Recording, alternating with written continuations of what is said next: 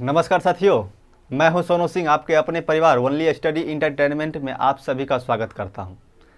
साथियों, आज हम पढ़ने वाले हैं बायोलॉजी में बहुत ही इम्पोर्टेंट चैप्टर जिसका नाम है तंत्रिका तंत्र। साथियों, मानव तंत्र से जुड़े हुए ये ऐसे टॉपिक हैं जिनसे बार बार क्वेश्चन बनता है। साथियों, उसको बहुत ही आसानी से बताने का प्रयास करूँगा ताकि कोई भी एग्ज़ाम में बैठें तो आपका एक भी क्वेश्चन छूट ना पाए। साथियों, तो मैं आपको चैप्टर वाइज ही बताने का प्रयास करूंगा ताकि कोई भी एग्ज़ाम दें उस एग्ज़ाम में आपका एक भी क्वेश्चन ऐसा हो जो कि छूट ना पाए। साथियों, तो आपको जो है मतलब नोट्स बनाने में भी बहुत ही आसानी होगा। तो इसलिए मैं चैप्टर वाइज आपका पढ़ाई जारी रखूँगा। साथियों, तो चलिए सबसे पहले तंत्रिका तंत्र के बारे में पढ़ाएंगे। तो इससे पहले आपको ये बता दूं, अगर आप इस चैनल पे न्यू हैं तो सबसे पहले चैनल को सब्सक्राइब कर लीजिए और साथ में बेल आइकन को जरूर प्रेस कीजिए ताकि मैं जब भी वीडियो अपलोड करूं तो आप तक आसानी से पहुंच सके। साथियों, तो सबसे पहले आपको ये बता दूं कि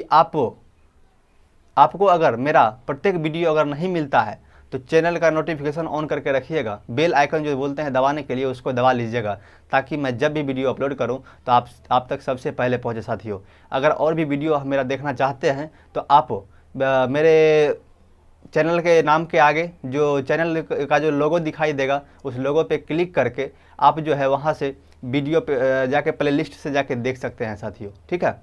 तो चलिए आपका ज़्यादा टाइम वेस्ट नहीं करते हुए हम टॉपिक के ऊपर आते हैं। तो हम लोग का टॉपिक है क्या? तंत्रिका तंत्र। तंत्रिका तंत्र है साथियों। तंत्रिका तंत्र में हम लोग तंत्रिका तंत्र को क्या बोलते हैं? नर्वस सिस्टम भी बोलते हैं।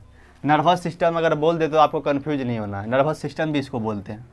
तो नर्वस सिस्टम पर तंत्रिका तंत्र कहते किसको हैं? ठीक है साथियों, तो तंत्रिका तंत्र यह है कि एक ऐसा यंत्र जो सोचने, ठीक है, सोचने और समझने और स्मृति रखने के साथ साथ, ठीक है, पूरे शरीर पर क्या करता है? पूरे शरीर पर नियंत्रण करता है। साथियों, ठीक है, वह क्या कहलाता है? वह हमारा तंत्रिका तंत्र कहलाता है। ठीक है, और जो है रही बात तंत्रिका तंत्र कैसा होता है, तो तंत्रिका तंत्र एक धागानुमा संरचना की होती है। साथियों, जिसे क्या बोलते हैं? जिसे हम लोग तंत्री कोशिका बोलते हैं। ठीक है, तो चलिए फिर आगे बढ़ते हैं। अब देखेंगे साथियों, अब ये देखेंगे आखिर तंत्री कोशिका जो होता है साथियों, यह जो है न्यूरॉन का बना होता है। ठीक है, और यह जो है न्यूरॉन का बना होता ही है। इसमें क्या होता है? सबसे बड़ी कोशिका होती है। यह क्या होता है? यह न्यूरॉन जो है सबसे बड़ी कोशिका होती है। ठीक है, और उसके बाद क्या है कि न्यूरॉन जो है कभी विभाजित नहीं होती है। ठीक है, यह न्यूरॉन कोशिका कभी विभाजित नहीं हो सकती है। ठीक है साथियों, और उसके बाद क्या है? यह कभी विभाजित क्यों नहीं हो सकती है? क्योंकि जो है यह जो है कोशिका हमारे शरीर में क्या करता है? सभी प्रकार के गतिविधियों के लिए जिम्मेदार होती है। साथियों, ठीक है, यह जो है शरीर के सभी प्रकार की गतिविधियों के लिए क्या होता है? जिम्मेदार होती है, जिसे क्या कहते हैं? कार्यात्मक समन्वय की इकाई कहा जाता है। साथियों, ठीक है, इसलिए जो है यह विभाजित नहीं हो सकती है। ठीक है, चलिए आगे चलते हैं। अब देखेंगे साथियों कि हम लोग का ये जो है तंत्रिका तंत्र ये कितने भागों में डिवाइड है। तो हम लोग का तंत्रिका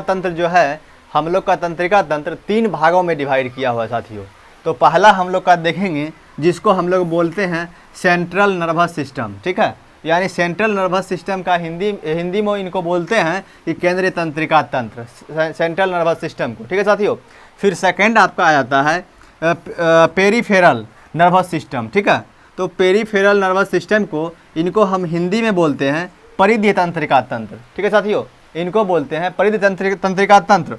उसके बाद क्या होता है? हम लोग का एक है ऑटोमेटिक नर्वस सिस्टम। ठीक है साथियों, हम लोग का एक है ऑटोमेटिक नर्वस सिस्टम, जिसे क्या बोलते हैं?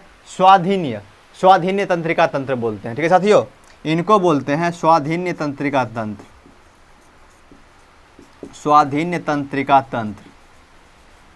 ठीक है साथियों, उसके बाद हम लोग देखेंगे क्या एक पॉइंट और छूट रहा था। देखिए पॉइंट क्या है कि हम लोग का न्यूरॉन्स जो होता है साथियों, यह क्या होता है? भ्रूण की एक्टोडर्म से बनी होती है। किससे बनी होती है? भ्रूण की एक्टोडर्म से बनी होती है।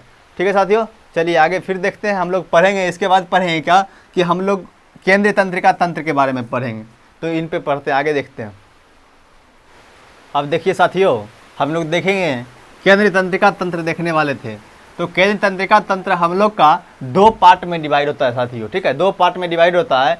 तो पहला पार्ट होता है आपका मस्तिष्क, ठीक है, जिसको क्या बोलते हैं इंग्लिश में ब्रेन कहा जाता है, ठीक है साथियों।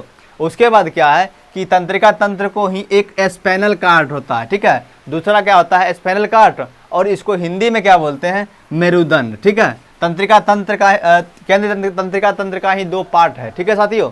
अब क्या होता है, अब हम लोग पढ़ेंगे मस्तिष्क के बारे में पढ़ेंगे, ठीक है साथियों।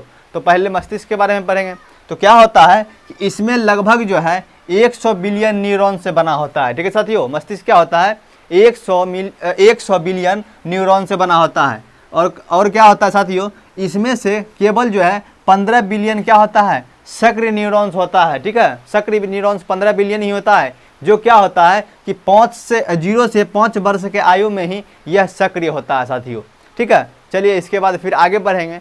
तो इससे पहले आपको ये बता दें कि मानव का मस्तिष्क ही एक ऐसा संरचना है जो कि सबसे कठिन संरचना है साथियों, ठीक है। चलिए आगे बढ़ते हैं थोड़ा सा। चलिए हम लोग देख रहे थे मानव मस्तिष्क के बारे में। तो आपको ये बता दें मानव मस्तिष्क ही एक ऐसी संरचना है जो कि दुनिया की सबसे कठिन संरचना है साथियों, ठीक है। अब क्या है, हम लोग मस्तिष्क के बारे में पढ़ रहे थे। तो इससे पहले आपको ये बता दें कि इसका वजन जो है, मस्तिष्क का वजन 1300 से 1400 ग्राम होता है, ठीक है। यानी 1300 ग्राम से 1400 ग्राम तक होता है इसका वजन, ठीक है। और उसके बाद क्या है कि मानव मस्तिष्क जो है एक हड्डी के होल यानी कपाल में बंद होता है साथियों, ठीक है। क्या होता है, एक हड्डी का होल होता है जिसको बोलते हैं क्रेनियम बोलते हैं, यानी कपाल उसको बोल सकते हैं, ठीक है। और क्या होता है इसमें बंद होता है साथियों, ठीक है। और उसके बाद मस्तिष्क के किनारे जो है एक झिल्ली पाई जाती है, ठीक है। क्या होता है मस्तिष्क के किनारे एक झिल्ली पाई जाती है जिसे मेनिंजस झिल्ली कहते हैं, ठीक है साथियों। और क्या होता है जब इसमें अगर सूजन आ जाती है तब एक बीमारी उत्पन्न होती है, ठीक है। अगर इसमें किसी कारणवश अगर सूजन हो गया तो तब एक बीमारी उत्पन्न होती है जिस बीमारी का नाम है मेनिंजाइटिस, ठीक है साथियों, मेनिंजाइटिस। आपको बताए थे साथियों कि मेनिंजाइटिक जो होता है रोग जो होता है वह कैसे होता है कि जब मस्तिष्क में सूजन होता है तो सूजन होने के कारण क्या होता है मेनिंजाइटिस रोग होता है। और वह रोग जो है कैसे होता है, देखिए रोग का लक्षण क्या है, होता है दिमागी बुखार होता है, ठीक है। इसमें क्या होता है दिमागी बुखार होता है, उसी को मस्तिष्क ज्वर भी कहते हैं, ठीक है। और उसके बाद आपको बताए थे एक झिल्ली के बारे में, ठीक है। तो वह झिल्ली जो होती है वह झिल्ली का जो बाहरी सतह होता है उस झिल्ली के बाहरी सतह को यानी डूरामीटर कहते हैं, ठीक है साथियों, इसी को डूरामीटर बोलते हैं। और झिल्ली का क्या होता है एक मध्य सतह होता है और एक होता है अंतः सतह होता है। अंतः सतह को आप बोलेंगे पियामीटर बोलेंगे, ठीक है साथियों। और उसके बाद इसका अंतः सतह का काम क्या है, इसका काम यह है कि मस्तिष्क को क्या करता है ऑक्सीजन और खाना सप्लाई करता है, यानी फूड सप्लाई करता है साथियों, ठीक है। यानी इसका यही काम है, ठीक है, अंतः सतह का। तो यहाँ तक से आप लोग का इतना लगभग ख़त्म हुआ, ठीक है। तो हम लोग आगे के क्लास में पढ़ेंगे मस्तिष्क की संरचना के बारे में पढ़ेंगे साथियों, ठीक है। अगर यह वीडियो आपको अच्छा लगेगा तो आप अपने दोस्तों में शेयर कर सकते हैं। अगर आप पहली बार देख रहे हैं तो चैनल को सब्सक्राइब कर लीजिए और साथ में बेल आइकन को जरूर प्रेस कीजिए ताकि मैं जब भी नेक्स्ट वीडियो अपलोड करूँ तो सबसे पहले आप तक पहुँचे साथियों, ठीक है। बहुत बहुत धन्यवाद, thank you, best of luck.